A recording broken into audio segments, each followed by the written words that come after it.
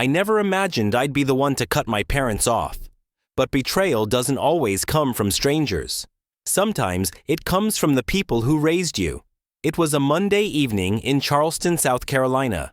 After a grueling 12-hour shift at the logistics warehouse, I pulled into the driveway of my modest home, shoulders aching and feet sore. I was barely out of the car when my neighbor, Mr. Halverson, waved from across the street. "Hey, Ben. Looks like your folks are living it up in the Caribbean. Your sister's photos are all over Facebook." I blinked. "What cruise?" His smile faltered. "Oh, the Bahamas one." Looked like a big family trip. The world seemed to tilt sideways. My parents had called me just 3 days ago, voices trembling with urgency. My dad said he needed medicine. My mom said their heating bill was overdue, and they might not make it through the month. I sent them $900 instead of the usual $700. I couldn't say no. They sounded desperate, but now I stood there, gripping my keys, while Mr. Halverson casually talked about a cruise I hadn't even known existed. Inside, I collapsed onto the couch and opened Facebook. I never used it much, but there it was. An entire photo album titled "Family Fun in Paradise." My parents, sun-kissed and smiling. My sister Amy and her husband Evan toasting drinks with tiny umbrellas. Mom wearing a sundress I'd never seen. Dad flashing a new Rolex. Amy wrote a caption praising Evan's generosity for making the trip happen. I kept scrolling, my stomach in knots. Geotags confirmed Nassau, Freeport, and other luxury destinations. The timestamps matched the exact days they told me they were bedridden, struggling. I opened my banking app. Sure enough, the last emergency transfer had been made just hours before they boarded. The memo read, "Dad's insulin." I sat there in silence, the pieces clicking together in my head. They'd lied, repeatedly. The calls, the pleas, the guilt trips, all of it had been a performance to fund their vacations, dinners, and whatever else they wanted. This wasn't the first time either. I began checking transaction dates, comparing them to old social media posts, spa weekends, a new grill, a boutique wine tasting, always following a crisis call, always after I sent money. Amy had always been the favorite, the successful one who married rich. She hadn't worked since college, but I was the one who paid their bills, fixed their car, and sent them grocery money when they claimed they were skipping meals. My girlfriend Jordan found me sitting there, the glow of my screen illuminating my shock. She didn't need to ask. She knew. She'd warned me for months. "They only call when they want something, Ben," she'd said. "They never invite us anywhere. They don't even remember your birthday." I had defended them every time. But the cruise, that was the last straw. The next morning, I drove straight to their house in Mount Pleasant. I didn't call ahead. I needed answers. My dad answered in his pajamas, and I could smell fresh coffee brewing. "Ben, this is a surprise. How was the Bahamas?" Silence. My mom appeared, her smile already cracking. "Ben, sweetheart, it's not what it looks like. You called me for emergency money, said you couldn't pay for insulin. Then you went on a cruise."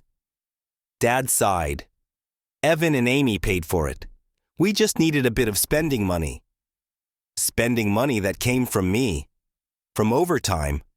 From skipping meals so I could help you. His jaw clenched. "We didn't think you'd want to come. You're always working.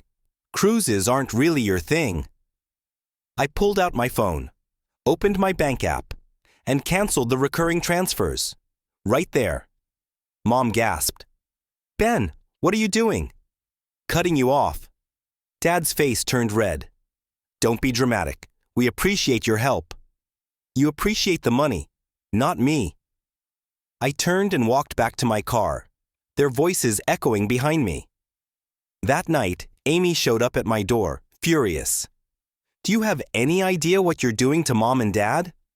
Mom's been crying nonstop. Dad's on blood pressure meds now. Is that what you wanted?" Jordan stepped in.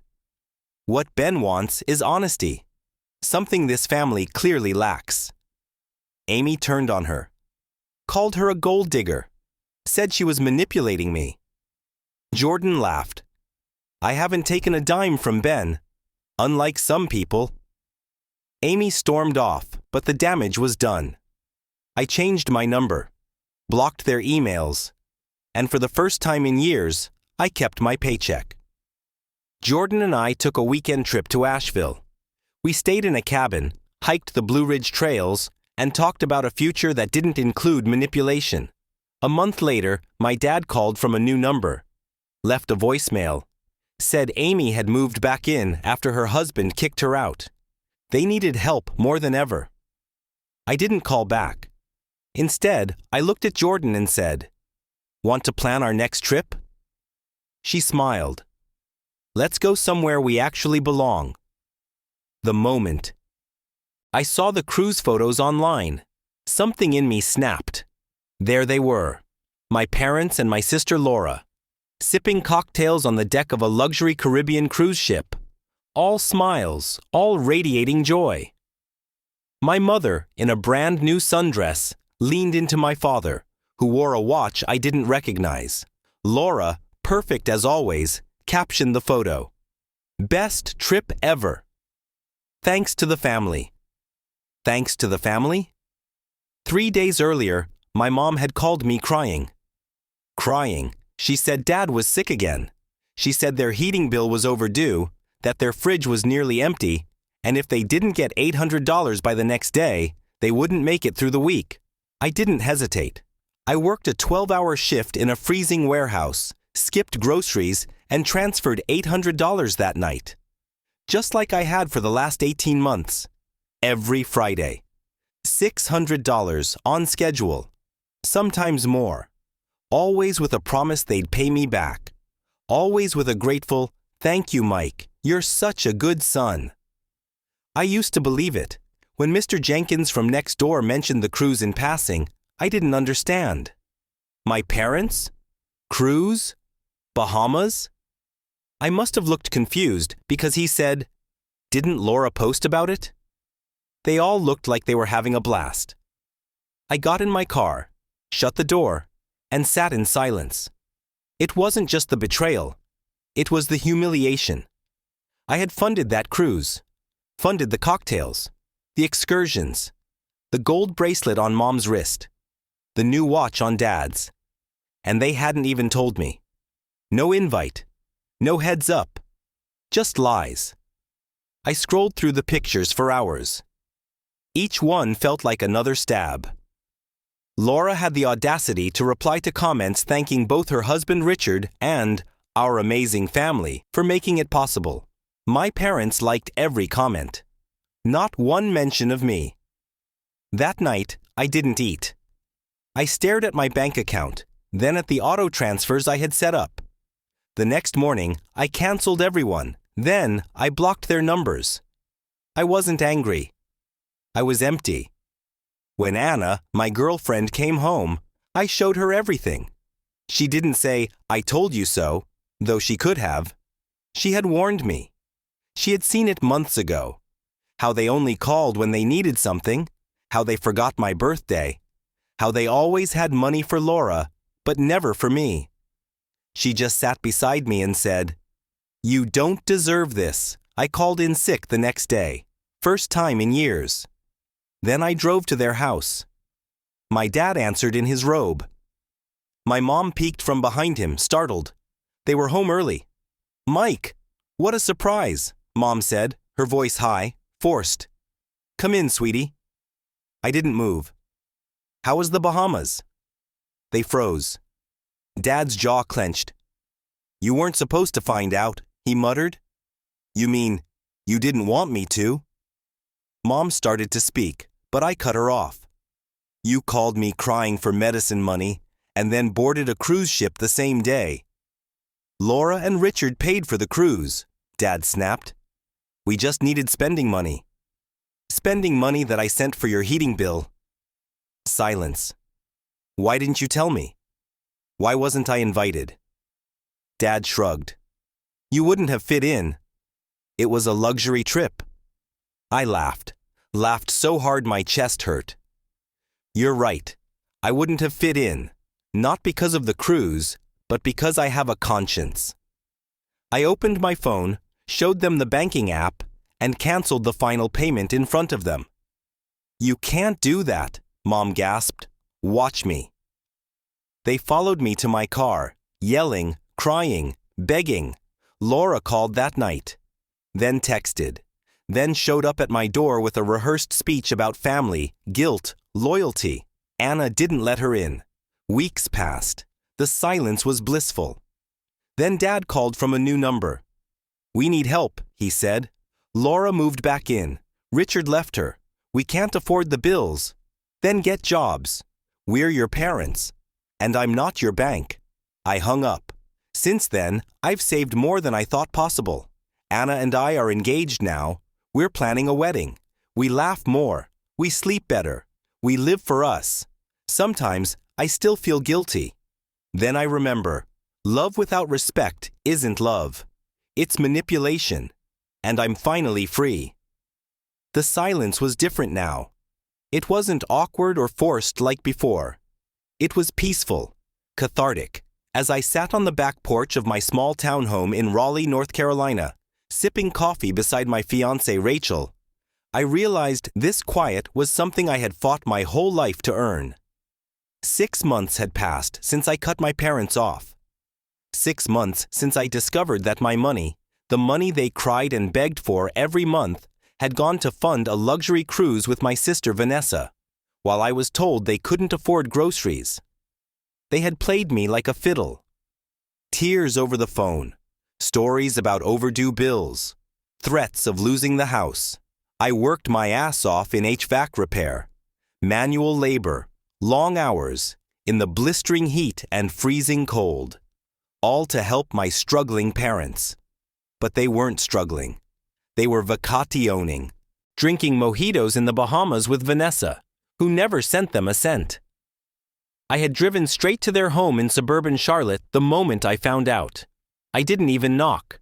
I walked in, showed them the Facebook photos, the timestamps, the evidence. And when my dad had the audacity to say, "You wouldn't have fit in, Jonah," it was more Vanessa's style. Something in me snapped. I canceled every single automatic payment right there on their living room couch. Their faces shifted instantly. Shock, then panic, then fury. Mom tried guilt. Dad tried yelling. Vanessa called me cruel. But none of it worked. Not anymore. I walked out and never looked back. But they didn't stop. First came the texts, dozens a day. Then the voicemails. Then showing up unannounced at my apartment, pretending to be concerned about my mental health. When that failed, they turned to extended family. My Aunt Marie called to say my mom was having chest pains over the stress. Uncle Carl told me to do the right thing. None of them had offered to help before. But now they had opinions. Rachel stood by me through all of it. She had warned me long ago that my parents were using me. That Vanessa could do no wrong in their eyes while I was just the fallback plan, the emergency wallet. I hadn't wanted to see it, but now I couldn't unsee it. We got engaged 3 months ago. A simple proposal in the park, just us and the dog. I didn't tell my parents, didn't even consider it. And when they found out through a mutual cousin, they didn't call to say congratulations. They called to ask if I could pay for Vanessa's mortgage this month. I laughed. I hung up. I blocked them again. Then came the final act. A letter mailed to my office. No return address, but I recognized the handwriting. My mom's. Inside was a note begging me to meet them, saying they had changed, saying they missed their son. There was even a small photo of me and Vanessa from childhood, taped inside like some kind of emotional landmine. I sat with it for a long time, showed it to Rachel. And finally, I replied. I didn't call. I didn't text. I mailed them a letter of my own. I am not your bank. I am not your insurance policy. I am not the fixer of your poor decisions. Until you can acknowledge what you did, Without excuses or manipulation, there will be no relationship. 2 weeks passed. Then a package arrived. A small box. Inside was a USB drive and a note that simply read, "Please watch." I almost threw it away. But curiosity won. Rachel and I plugged it in together. It was a video. My dad, sitting in their kitchen, looking older, smaller, defeated. "Jonah," he said, "I don't expect you to forgive me. I know I screwed up. We both did. We took advantage of you. We let Vanessa use you too. We made you feel like you were never enough, even when you were holding all of us together. I can't undo that. But I can say I'm sorry." The video cut out. That was it. No crying, no begging. Just honesty. And for the first time, I felt something shift again. Not reconciliation, not trust, but maybe the start of something else. Rachel looked at me. "What are you thinking?" "I think," I said slowly, "I might finally be healing." She took my hand. We sat there in the silence. Peaceful. Whole.